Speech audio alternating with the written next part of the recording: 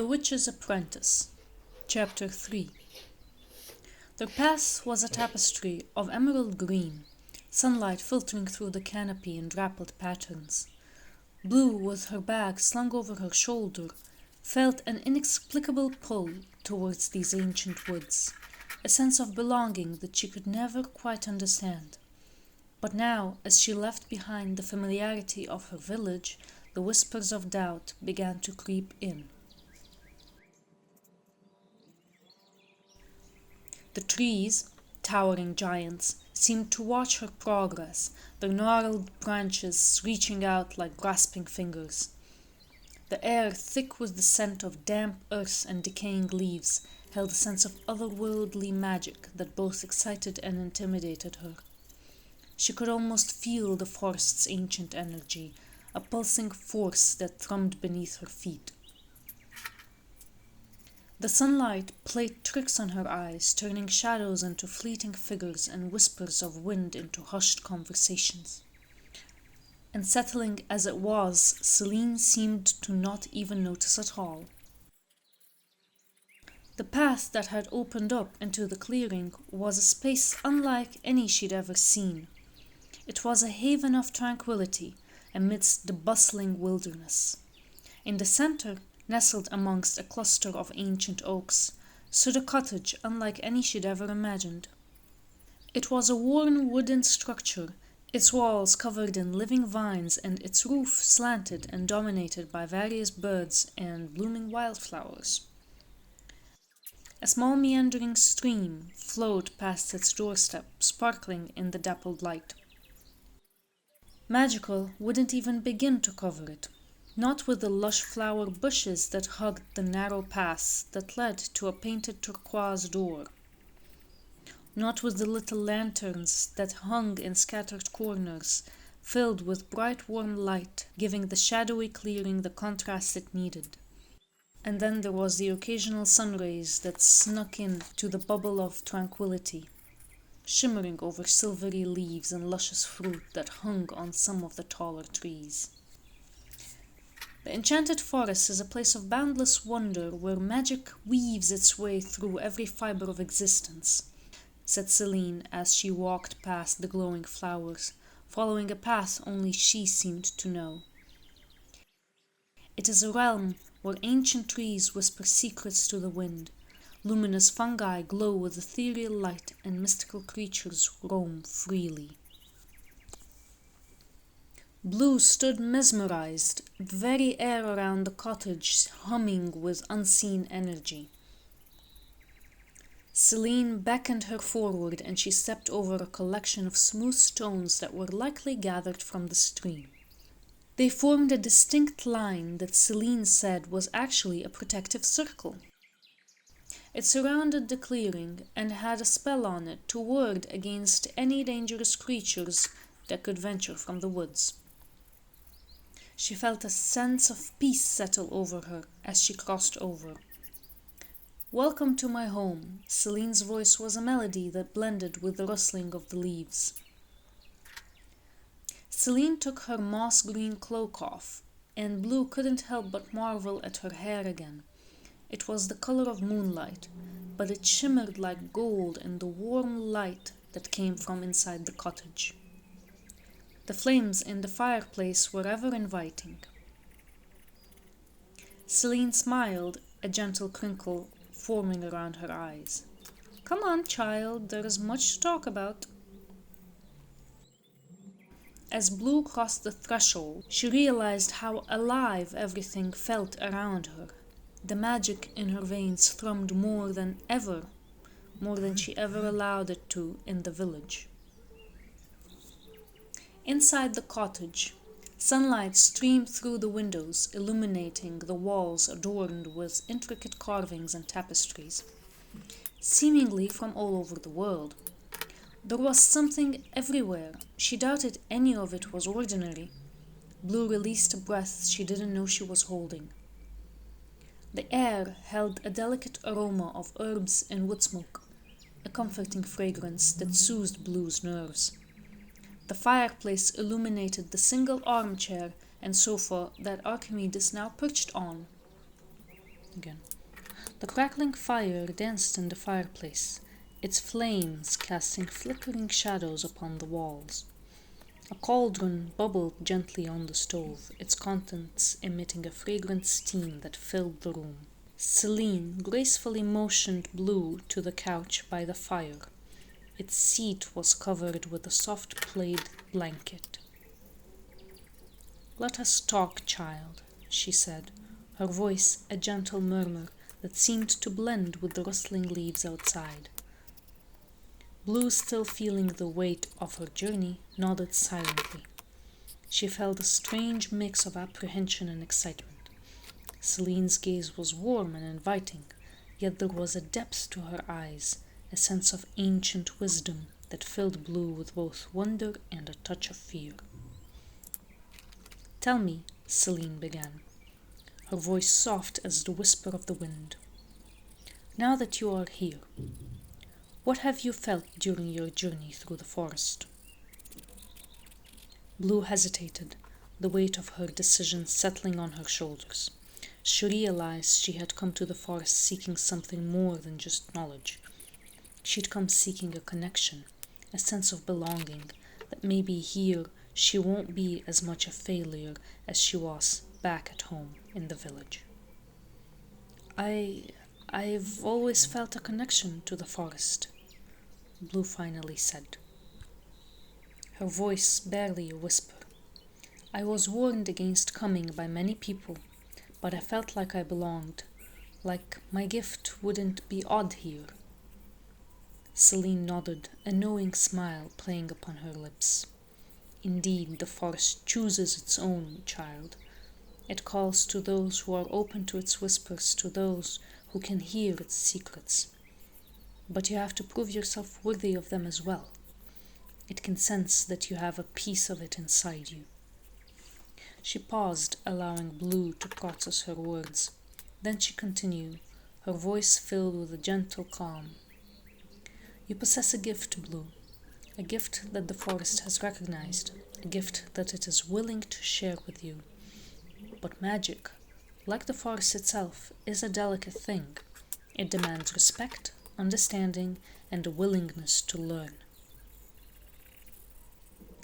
Blue felt a surge of hope, a sense that she had finally found her place, her purpose. But it also scared her a little. It sounded like a commitment, a responsibility. After a few seconds of thought, Blue squared her shoulders. "I'm willing to learn," Blue declared, her voice stronger now, her eyes filled with a newfound determination. "I want to understand the forest, to protect it, and to use my gift to help those in need instead of hindering them." Celine smiled, her eyes twinkling. "That, my dear, is the beginning of your journey, and the journey it will be, full of challenges and wonders. But fear not, for I will be your guide. The forest is a patient teacher, but it demands dedication and willingness to embrace the unknown." Archimedes hooted as if in agreement, and Blue smiled at the feathered companion. Celine got up and headed to the stove where the cauldron started bubbling over. Blue waited patiently, exploring her surroundings with her gaze. The cottage seemed bigger on the inside than how it looked on the outside. But in spite of that, the kitchen was right beside the living room. Behind the fussing Celine was a wide window with plants in pots on its sill. And behind the clear glass was a picture of the forest. It seemed like a shower was expected from how the clouds were getting gloomier, or maybe it was just getting late in the day. Looking out beyond the kitchen window, Blue's eyes traced the outlines of shadows that the mystical trees cast. She knew that the forest held dangers as well as beauty. It was a place where creatures of myth and legend roamed, where magic could be both a blessing and a curse. She had not felt it on the spot, as if the energy of the forest did not trust her at first, and now, seeing that she was the witch's ally, the forest relented. By the time Celine was done with whatever she was cooking or brewing at the stove, Blue was too far away in a dreamland filled with glowing berries and mystical creatures. It was a world that no longer felt like a fairy tale, a world that was real and very much alive. When Blue woke up, she realized that the lighting of the cottage had changed. She didn't know how long she was asleep, but judging by the pastel hues of the sky beyond the kitchen window, it must have been hours. She was sure she fell asleep at sunset, and now it was dawn. She pushed herself onto her elbows and noticed that a soft knit blanket covered her.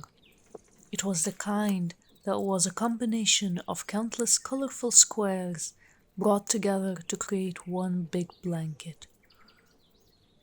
The fire in the fireplace still flickered, but no longer raged like a phoenix as it did yesterday. Now it was a humble flame that did not emit as much heat as it emitted light. Blue sat upright and looked around. It was quiet, very quiet. She got up and found her backpack by her feet, propped against the couch. She fished out a change of clothes and headed to the bathroom. When done, she set out to explore the front yard. She was way too excited, so much that she almost didn't notice Archimedes letting out hooting snores from a perch near the window. She decided to let him sleep and tiptoed towards the exit. The door clicked crisply in the silence as Blue stepped over the threshold. The first thing that hit her senses was the fresh petrichor mixed with the smell of dewy grass. Next was a chilly breeze that whispered through the leaves of the trees before caressing Blue's cheeks. It was a fine morning. Blue smiled as her gaze followed a glowing wisp flit around like a violet butterfly. It took her a moment to recognize the magical creature that she had only seen in fairy tale books. She stretched out her arm, palm facing upwards invitingly. The creature fluttered around frantically before landing onto her fingers. It had the wings of an insect, but its body was human-like despite its small size. The pixie stared at Blue like a cat would stare at something it deemed unfamiliar. It made strange tiny sounds as it crouched and crawled around Blue's palm. Then it stood on its tiny feet and hopped into the air, its wings fluttering as fast as a hummingbird's would. The pixie gestured to Blue to follow before dashing farther through the garden and into the woods. Excitement flared in Blue's chest as she trotted after the little fairy. The pixie's glow was a blur as it flew around. It kept looking back to check that Blue was following. What Blue thought would be a relaxing walk through a magical garden turned into a frantic chase. Blue barely registered the various flowers and plants around her, as she kept her eyes firmly on the pixie, lest she lose it from her sight. It was curious enough to see a pixie for the first time, and even more so to have one lead you on a goose chase. But it was when Blue arrived at the edge of the garden when she finally paused. Her gaze dropped to the neatly laid out line of pebbles before her feet. Each stone had a marking on it, a rune she would guess. Witches used those to cast various spells and enchantments. It ran in both directions, disappearing into the bushes, but Blue knew it circled the whole garden. Maybe Celine would teach her how to create a protective circle like this someday. A sound like the tinkling of small bells caught her attention. It was the pixie. It seemed anxious and urging for Blue to cross the line. Blue looked beyond it into the woods. It was a bright morning, but that didn't make the forest any safer. For the first time, she questioned the fairy's intentions. Blue stood her ground and squinted at the magical creature. "You're one of the Fey folk, aren't you?" she said, recalling all the cautionary tales that her mom told her when she was young. The pixie gave her a clear nod as it landed on a near branch. "So you can't lie?" Blue asked with a raised brow. The pixie nodded again. "Well then," Blue replied, thinking of the best way to ask the next question, "you are not leading me towards anything that would cause me any harm now, would you?" The pixie shook its tiny head, palms open in front of its face. It gave a small bow that Blue took as an indication of honesty and respect. Then it pressed its own chest with both hands before pointing into the woods. Its expression turned anxious. "You're asking me for help?" The pixie nodded frantically. Blue frowned, then sighed, and watched herself cross over the protective circle. Hopefully, this won't end in disaster, she thought. She cast one last look at the beautiful garden, then turned to the pixie and stepped into the shadows of the sentient, enchanted woods.